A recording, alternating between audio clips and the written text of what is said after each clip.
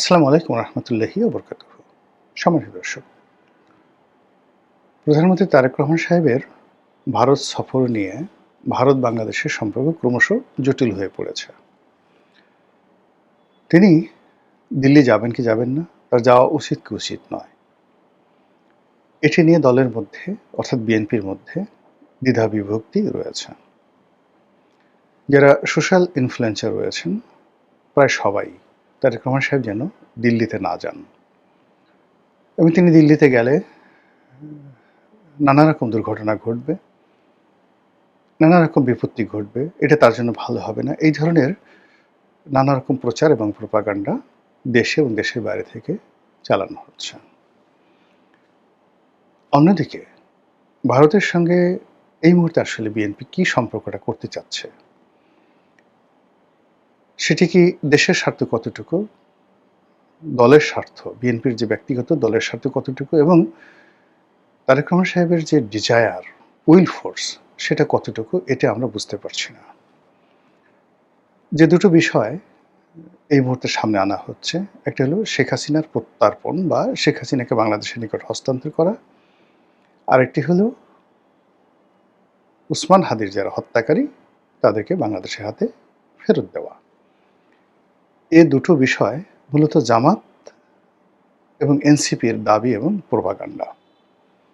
এর বাইরে উসমান হাদির যারা হত্যাকারী তাদেরকে ফিরে আনা, এগুলো ইনকলাব মঞ্চ থেকে শুরু করে অন্যান্য যে সকল সংগঠন রয়েছেন তাদের দাবিনামা। এখন বিএনপি যে ব্রুট মেজরিটি নিয়ে আছে, যে ক্ষমতা নিয়ে আছে, সেই ক্ষমতার কেন্দ্রে তারা কি এনসিপির দাবি বাস্তবায়ন করবে? ইউটিউবারদের কথা মতো তারা এক পা সামনে যাবে, তিন পা পেছনে আসবে, অথবা জামাত পার্লামেন্টের ভিতর কি বললো, বাইরে কি বললো, সেগুলো নিয়ে সারাক্ষণ তারা ব্যস্ত থাকবে, নাকি তাদের যে লক্ষ্য বস্তু স্থির করা, সেটি স্থির করে তারা এগিয়ে যাবে? এই বিষয়গুলো কিন্তু গত 6 মাসে আমরা এখন পর্যন্ত বুঝতে পারিনি। প্রধানমন্ত্রী কিছু সিদ্ধান্ত নিচ্ছেন, দৈনন্দিন কিছু কর্মকাণ্ড করছেন, তিনি বিভিন্ন জায়গাতে যাচ্ছেন, বিভিন্ন জনপ্রিয় কাজকর্ম করে যাচ্ছেন। এতে করে আমাদের রাষ্ট্রের, সরকারের, দেশের মানুষের যে মৌলিক কোনো পরিবর্তন হচ্ছে না, বরং অর্থনীতি, জ্বালানির সমস্যা, এরপর মানুষের কর্মসংস্থান, মানুষের স্বপ্ন দেখা, কর্ম উদ্দীপনা, মানুষের মধ্যে যে হ্যাপি ভাব, সেই জিনিসগুলো ক্রমশ নিচের দিকে নামছে। অন্যদিকে গ্লোবাল পার্সপেক্টিভে, বৈশ্বিক যে প্রেক্ষাপট, সেই প্রেক্ষাপটে বাংলাদেশের পাসপোর্টের মর্যাদা কমছে, বাংলাদেশিদের কাজের সুযোগ কমে যাচ্ছে, বিদেশের মাটিতে বাংলাদেশের যে ভাবমূর্তি এবং যে সকল গ্রেডিং রয়েছে, ঋণ দেওয়ার ক্ষেত্রে গ্রেডিং রয়েছে, ভিসা পাওয়ার ক্ষেত্রে গ্রেডিং রয়েছে, তারপর পাওনা পরিশোধের ক্ষেত্রে যে গ্রেডিংগুলো রয়েছে, এই সবগুলো গ্রেডিংয়ে বাংলাদেশ ক্রমশ নিচের দিকে যাচ্ছে। দুর্নীতি বলেন, তারপরে ঋণের যে ভার, দেশি ঋণ এবং বিদেশি ঋণ, তো এই মৌলিক যে জায়গাগুলো রয়েছে, সেই জায়গাগুলোতে না বিএনপি, না জামাত, না এনসিপি, তাদের কারোরই কোনো মাথা ব্যথা নেই। তারা কোথায় তালি পাওয়া যাবে, আর কোথায় কাউকে উলঙ্গ করা যাবে, কোথায় কাউকে বেইজ্জতি করা যাবে, কার বেডরুমে, মানে মানুষের পেটের মধ্যে যে খাবার নেই, পরনে যে বস্ত্র নেই, সারা বাংলাদেশের সব জায়গাতে আমরা কোনো ঘরের খবর রাখতে পারছি না। দিনের আলোতে যে কত কিছু হচ্ছে সেগুলো খবর রাখতে পারছি না। কিন্তু কোন এমপি কোন হোটেলে গিয়ে তার কোন বান্ধবীর সাথে কি করছেন, এটা জানার জন্য, এই দৃশ্য দেখার জন্য এবং এই দৃশ্য ধরার জন্য রীতিমতো সরকারি প্রশাসন, সরকার যন্ত্র এবং রাজনৈতিক নেতা কর্মীরা হন্যে হয়ে, আপনি যদি বলেন এটাকে পাগলা কুকুরের মতো এরা ছুটছে। সাভার, গাজীপুর, এরপর নারায়ণগঞ্জ, এই হোটেলগুলোতে, কক্সবাজার, পাইকারি হারে পতিতাবৃত্তি বেড়ে গেছে। একটা বিভিন্ন হোটেলে তারা অপারেশন চালাচ্ছে ডিবির লোক। একটা হোটেলের প্রত্যেকটা রুমে মাদক ভরা, নারী ভরা, পুরুষ ভরা। আচ্ছা, এগুলো ধরছে এবং বাস্তবে ধরার পর দেখা গেল যে অনেক নারী এই প্রথম হোটেলে আসছে এবং নারীদের সে যে কান্না, সেই কান্নায় মানে যাকে বলা হয় আকাশ বাতাস প্রকম্পিত। কেউ একবার ভাবছে না যে এই মেয়েটা এ প্রথম কেন আসলো, কেন একটা হোটেলের সবগুলো রুমের মধ্যে এই ধরনের কর্মকাণ্ড পতিতাবৃত্তি হঠাৎ করে বেড়ে গেল, কেন স্পা হাউসগুলোতে মানে এই পতিতাবৃত্তি হচ্ছে ঢাকা শহরে, যেটা আগে কখনো হয়নি। মূল কারণ অভাব, চাকরি নেই, ঘরে খাবার নেই।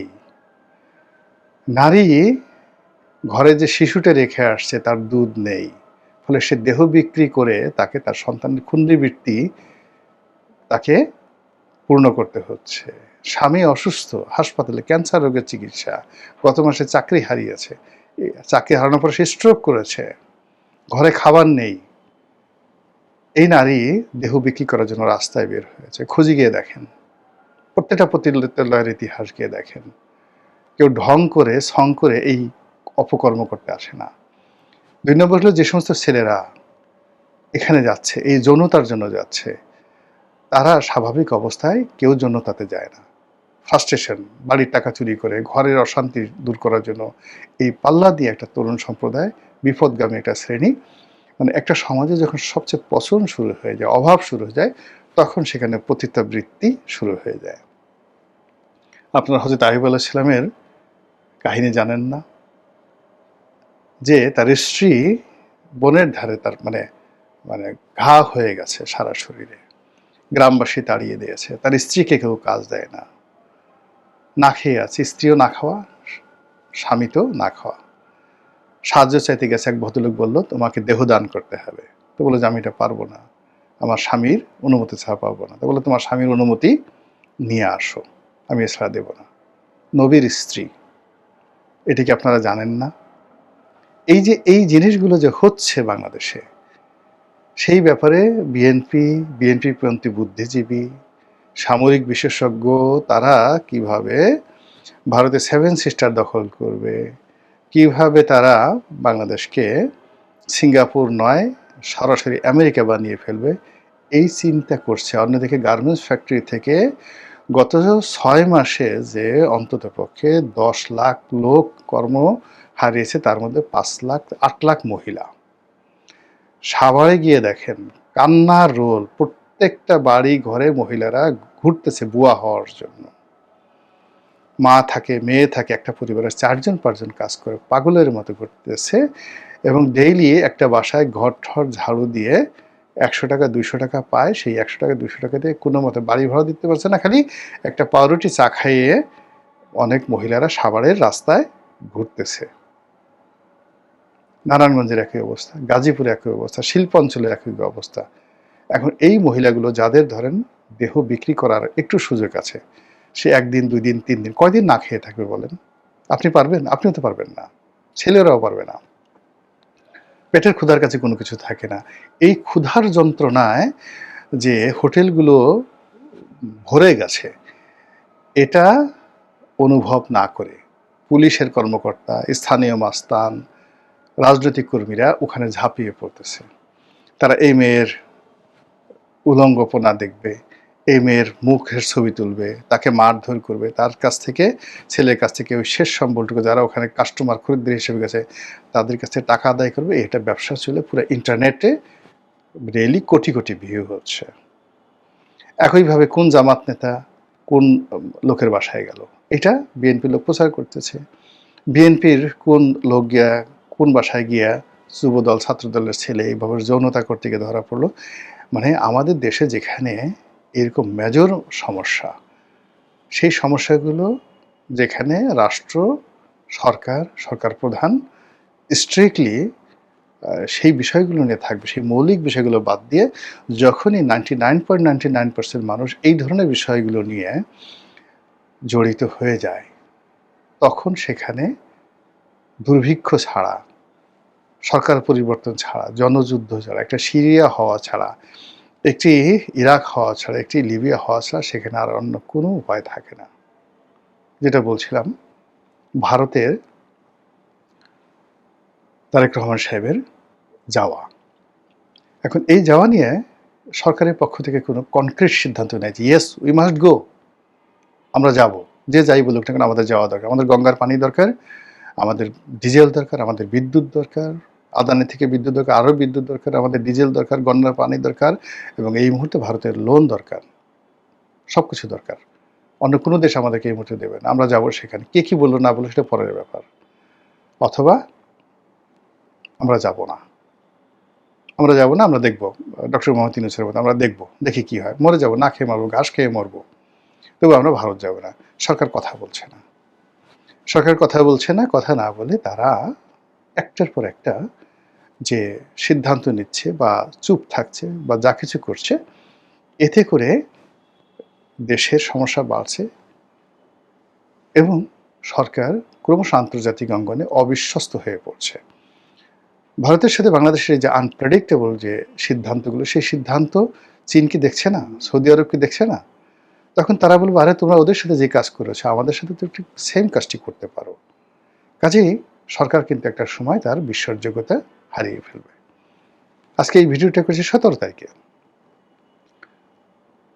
মানে আগস্ট মাসের 17 তারিখে, যে খবর এসেছিল যে তারেক রহমান সাহেব 22 তারিখ থেকে 26 তারিখের মধ্যে তিনি যাবেন, 2 দিন থাকবেন, এবং সেখানে একটা হোটেল বুক করা হয়েছিল এবং সেইভাবে কিন্তু দুই পক্ষের মধ্য থেকে কিন্তু একটা ইতিবাচক কথা হয়েছিল। কিন্তু এর মধ্যে এমন কি ঘটল? সরকারের পক্ষ থেকে বলা হলো যে যেভাবে তারেক রহমান সাহেবকে পাত্তা দেওয়ার কথা, যেভাবে তাদের আগ্রহ থাকার কথা, যেভাবে বাংলাদেশের প্রধানমন্ত্রী ভারত সফর করবেন যে গুরুত্ব দেখানোর কথা, সেই গুরুত্ব ভারত দেখাচ্ছে না। এটা আমাদের দেশের সরকার বিবৃতি দিচ্ছে। আপনি চিন্তা করেন যে এর সাথে অপমানজনক বিষয় কি হতে পারে? যেখানে বেগম জিয়ার মৃত্যু উপলক্ষে, জানাজা উপলক্ষে স্বয়ং তাদের রাষ্ট্রপতি, তারপর সরকার প্রধান অর্থাৎ নরেন্দ্র মোদীর প্রতিনিধি রূপে স্বয়ং জয়শঙ্কর বাংলাদেশে এলেন তারেক রহমান সাহেবের সাথে বৈঠক করার জন্য, দেখার জন্য, এই জানাজা অংশগ্রহণ করার জন্য। সম্মান তো এর চেয়ে হতে পারে না। আপনি একটা মানুষকে ধরেন, প্রথমে আপনার বাসায় আসছে, প্রথম দেখাতে আপনি তাকে কোলে নিলেন, চুমো দিলেন, পোলাও কুরমা বিরিয়ানি খাওয়ালেন বা আয়োজন করলেন যে আসেন, অজুর পানি দিলেন, যত রকম পীর মোর্শেদকে যেভাবে সম্মান করে এভাবে সম্মান করলেন। কিন্তু খাবারের আগে আগে কিছু একটা ঘটলো। কিছু একটা ঘটার পরে আপনি এই যেই লোকের জন্য আপনি গেট সাজিয়েছেন, যেই লোকের জন্য আপনি পোলাও কুরমা রান্না করেছেন, অজুর পানি এগিয়ে দিয়েছেন, বিছনাপাতে সব রেডি করেছেন এবং বাড়ির ছেলে মেয়েদেরকে নতুন জামা কাপড় পরিয়েছেন, সেই মানুষটিকে আপনি ঘাড় ধরে বের করে দিলেন। আচ্ছা, এই কাজটা আপনি কখন করবেন? প্রথম কাজ হলো আপনি পাগল হয়ে গেছেন। দ্বিতীয় জিনিস হলো যে ওই যে মেহমানের জন্য আপনি এই আয়োজন করেছেন, সে মেহমান এমন কোনো মন্দ কাজ করেছে, এমন কোনো খারাপ কাজ করেছে যে খারাপ কাজের কারণে আপনি আপনার মেজাজ ঠিক রাখতে পারছেন না। সেক্ষেত্রে আপনি কাকে দায়ী করবেন? মেহমানকে দায়ী করবেন, মানে যারা সাধারণ মানুষ? যদি আপনার সদিচ্ছা না থাকতো আপনি তো পোলাও রান্না করতেন না। আপনার সদিচ্ছা না থাকলে আপনি বাড়িতে এত বড় আয়োজন করতেন না। তো সেক্ষেত্রে ভারতের যদি সদিচ্ছা না থাকতো তাহলে তো জয়শঙ্কর বাংলাদেশে বেগম জিয়ার অনুষ্ঠানে আসতেন না। বেগম জিয়ার সাথে তো দীর্ঘদিন যাবৎ ভারতের ভালো সম্পর্ক ছিল না। ভারত খুব সিরিয়াসলি যখন প্রণব মুখার্জি বাংলাদেশে এলেন, তার সঙ্গে যখন বেগম জিয়া দেখা করলেন না, তখন এটাকে তারা ভীষণ রকম অবমাননা করে একটা বিষয় হিসেবে নিয়েছিল। এর ফলে বহুদিন, বহু চেষ্টা করেও কিন্তু বিএনপি ভারতের সাথে সম্পর্ক স্থাপন করতে পারেনি। সেই ভারত যখন সেখান থেকে ইউটার্ন নিয়ে তারেক রহমান সাহেবের সাথে সম্পর্ক করেছে, বেগম জিয়ার সেই ফিউনারাল অনুষ্ঠানে জানাজাতে অংশগ্রহণ করেছে, তারেক রহমান সাহেবকে টেলিফোন করে অভ্যর্থনা জানিয়েছে এবং তাকে সপরিবারে ভারত ভ্রমণের আমন্ত্রণ জানিয়েছেন নরেন্দ্র মোদী। তো সেই ভারত যদি অলনে ছাড়েন, বলে যে we don't have any interest, কোনো ইন্টারেস্ট নাই, অথবা তারেক রহমান সাহেব আসলে আসতে পারে, আমাদের একজন ওই মন্ত্রী, উপমন্ত্রী, সে তাকে এয়ারপোর্টে নিয়ে যাবে, নরেন্দ্র মোদী এই 5 মিনিট তার সাথে কথাবার্তা বলবে, জাস্ট আনাকুম জানাকুম। যদি এটা হয় তাহলে এই যে তারেক রহমান সাহেব যে ক্ষমতায় এলেন, ক্ষমতায় আসলেন বা বাংলাদেশে এলেন, প্রথম 3 মাসের সাথে ভারতের সাথে তার যে সম্পর্ক, তার সঙ্গে আজকের এই অবনতি কে হলো? দায়ী কি ভারত? না বিএনপি? এটা আমাদেরকে অ্যাসার্টেন করতে হবে। এটা বিএনপিকে বুঝতে হবে, এটা তারেক রহমান সাহেবকে বুঝতে হবে। সেই জায়গাটা সরকারের কারো পক্ষ থেকে কোনো সন্তোষজনক এবং সম্মানজনক বিবৃতি নেই। এখানে পররাষ্ট্র মন্ত্রণালয় একটা আমলাতান্ত্রিক জটিলতার মধ্যে পড়ে গেছে। একজন পররাষ্ট্রমন্ত্রী আছেন যিনি হাফ মিনিস্টার, নির্বাচিত নয়, দলের নয়। কোথা থেকে এলেন, কেন এলেন, কিভাবে এলেন, এটা নিয়ে বিএনপির প্রত্যেকটা লোক বিব্রত। কেউ উত্তর দিতে পারছে না। কেউ বলছে আমেরিকা চাপিয়ে দিয়েছে, কেউ বলে ইউনূস চাপিয়ে দিয়েছে, কেউ বলে তার সাথে তারেক রহমানের সাথে সম্পর্ক খুব খারাপ, কেউ বলে সে আমেরিকার স্বার্থ দেখে, কেউ বলে সে ওখানে বসে বসে ভারতের সাথে, ভারত তাকে দু চোখে দেখতে পারে না। অথচ তিনি পররাষ্ট্র মন্ত্রী এবং অত্যন্ত যোগ্যতা সম্পন্ন। এরপর হুমায়ুন কবির, তাকে দেওয়া হয়েছে উপদেষ্টা, সে বসে প্রধানমন্ত্রীর কার্যালয়ে। এখন হুমায়ুন কবিরের কতটুকু ক্ষমতা, শামা ওবায়দের কতটুকু ক্ষমতা, তাদের কতটুকু পারঙ্গমতা রয়েছে, তারা কতটুকু কূটনৈতিক ভাষা বুঝেন, একেবারে নতুন। মানে শামা ওবায়দও নতুন, হুমায়ুন কবিরও নতুন। এখন তারা মানে এরকম বাংলাদেশের মতো একটা 18 কোটি মানুষের একটা রাষ্ট্র, যেখানে আর কয়দিন পরে আমাদের ইকোনমি ট্রিলিয়ন ডলার ইকোনমি হয়ে যাবে, এরকম একটা ইকোনমিতে পররাষ্ট্র মন্ত্রণালয়ের একজন হাফ মিনিস্টার আর বাকি একজন উপদেষ্টা আর একজন প্রতিমন্ত্রী, যারা কিনা নবীন, একেবারে নবীন শিক্ষানবিশ, স্টিল তাদের ড্রেস কোড, তাদের ইংরেজি বলা, তাদের ড্রেস কোড, তাদের হাসি, তাদের কোনো কিছুই not up to the mark. এটা নিয়ে, এই দুর্বল ভঙ্গুর অবস্থা নিয়ে তারেক রহমান সাহেব কীভাবে আগাবেন? ভারত, পাকিস্তান, চীন, মানে যে রাষ্ট্রগুলোর সঙ্গে আমাদের এই মুহূর্তে সম্পর্ক খুব মানে গুরুত্বপূর্ণ, এরপরে যাকে বলা হয় সৌদি আরবিয়া, আমেরিকা। এখন এখানে একজন প্রধানমন্ত্রীকে উপস্থাপন করার জন্য, যেমন ধরেন বেগম জিয়ার অনেক দুর্বলতা ছিল, কিন্তু তাকে যখন আমেরিকা নিয়ে যাওয়া হতো, তাকে যখন প্রেসিডেন্টের সাথে বসানো হতো, তাকে যখন ভারত নিয়ে যাওয়া হতো, তার সাথে এমন একটা এক্সপার্ট টিম থাকতো, তার ড্রেস কোড, তার বসা, তার হাঁটা চলা, তার রিসিভ 100% প্রি-শিডিউল করা। কিন্তু এখানে তারেক রহমান সাহেবের সাথে এই পররাষ্ট্র মন্ত্রণালয় সংক্রান্ত যে রাষ্ট্রদূতদের বৈঠকগুলো হচ্ছে, বিদেশি ডেলিগেটসদের সাথে বৈঠক হচ্ছে, যেভাবে চেয়ার সেট আপ করা হচ্ছে, যেভাবে তারেক রহমান সাহেবের ড্রেস কোড, মানে কোনো কিছুই আপ টু দ্য মার্ক নয়। ফলে কি হলো, এই যে ভারতের সাথে যে সম্পর্কটি, এই সম্পর্কটিকে আবার সামাল দিয়ে সামনে আমেরিকাতে গিয়ে সে যে বিপদে পড়বে না, তার কোনো নিশ্চয়তা আছে? আপনারা তো জানেন যে আমেরিকা এবং কানাডা খুব ভীষণ রকম জটিল একটা দেশ। আমেরিকার সাথে কানাডার সাথে বিএনপিরও সম্পর্ক ভালো, এখন পর্যন্ত সম্পর্ক ভালো নয়। আর ব্যক্তিগতভাবে তারেক রহমান সাহেবের সাথে কানাডা এবং আমেরিকার সম্পর্ক ভালো নয়। তো সেক্ষেত্রে উনি জাতিসংঘের অধিবেশনে যাচ্ছেন, সেখানে তিনি পরপর গার্ড অব অনার পাবেন, সম্মান পাবেন, ওখানে বাংলাদেশি কমিউনিটিরা তাকে রিসিভ করবে, আওয়ামী লীগের লোকজন ওখানে বাদরামও করবে না। আপনি দেখেন ইউনূস সাহেব যেভাবে লন্ডন গেলেন, লন্ডনে তাকে আওয়ামী লীগের লোকজন যে রিসিপশন দিয়েছে। এখন তারেক রহমান সাহেব যদি লন্ডনে যান বা আমেরিকাতে, নিউ ইয়র্কেতে যান, যাওয়ার পরে যেই সময়টিতে শেখ হাসিনা জাতিসংঘ যেতেন, প্রত্যেকবার তো যাকে বলা হয় আওয়ামী লীগের, বিএনপির যারা লোকজন আছে তাকে ভীষণ রকম ডিস্টার্ব করতো। ইভেন তিনি যখন ওয়াশিংটন যেতেন, হোটেলের সামনে শত শত লোক দাঁড়িয়ে তাকে যে অকথ্য ভাষায় গালাগালি করতো। এখন তারেক রহমান সাহেব আমেরিকাতে যাবেন, তো সেখানে বিএনপি যে গালাগালি করতো, তার চেয়ে এখন 100 গুণ বেশি শক্তি নিয়ে লন্ডনে, আমেরিকাতে আওয়ামী লীগের লোকজন আছে না, সেখানে নেতারা আছে, মন্ত্রীরা আছে, এমপিরা আছে, টাকা আছে, সোর্স আছে। ফলে এটাকে নিয়ে তারা দেখা গেলো একটা অ্যাড ফার্মকে নিয়োগ করেছে হয়তোবা। তারেক রহমান সাহেব যদি লন্ডনে আসে, তাহলে আমরা এমন কিছু করব সেটা যেন সারা গ্লোবাল মিডিয়াতে ওইভাবে আসে। এটা কিভাবে সামাল দেবেন আপনি বলেন? কিন্তু যদি দিল্লিতে আপনি যেতেন, ইসলামাবাদে যেতেন, তারপরে আপনি বেজিংয়ে গিয়েছেন, মালয়েশিয়াতে গেছেন, সেখানে সরকার এই বিষয়গুলো প্রোটেক্ট করতে পারে সেই দেশে।